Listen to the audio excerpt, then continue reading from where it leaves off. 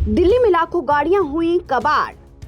अब पुरानी गाड़ियों को नहीं मिलेगा पेट्रोल डीजल। प्रदूषण पर दिल्ली सरकार का बड़ा प्रहार।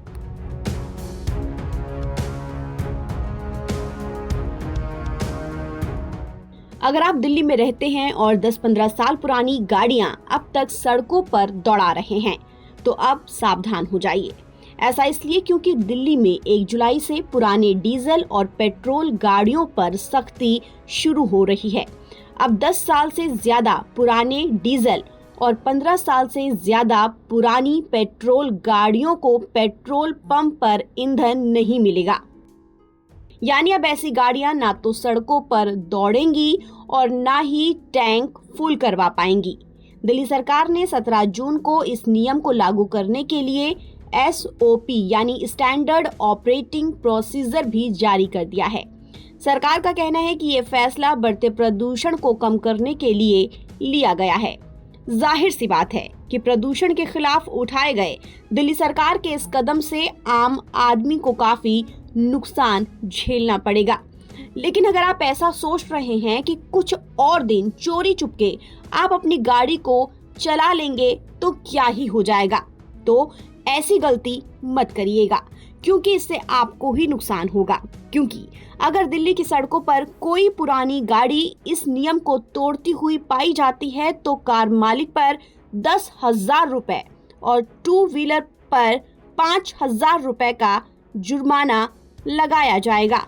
लेकिन इसके बाद भी गाड़ी सड़कों पर चलती हुई मिली तो उसे सीधे स्क्रैप यार्ड भेज दिया जाएगा।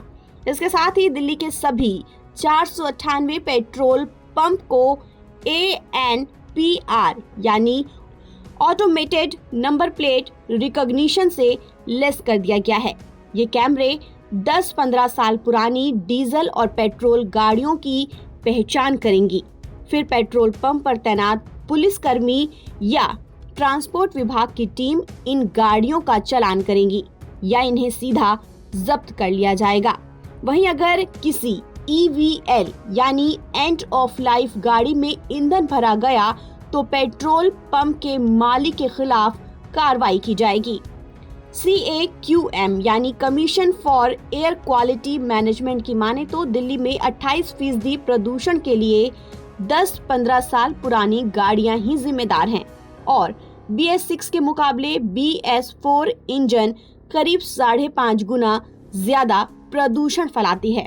यही वजह है कि 1 जुलाई से EVL गाड़ियां यानी एंड ऑफ लाइफ गाड़ियों को जब्त करने के लिए ट्रैफिक पुलिस, MCD और ट्रांसपोर्ट विभाग महाअभियान चलाने जा रही है।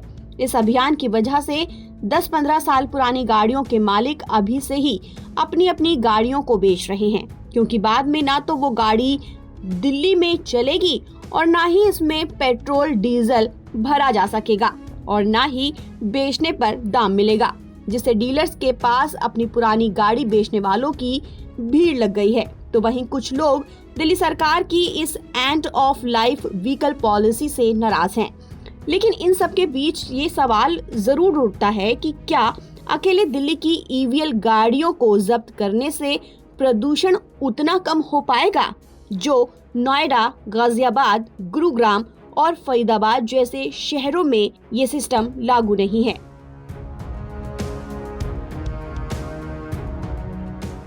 ताज़ा अपडेट के लिए आप बने रहिए नवभारत टाइम्स के साथ।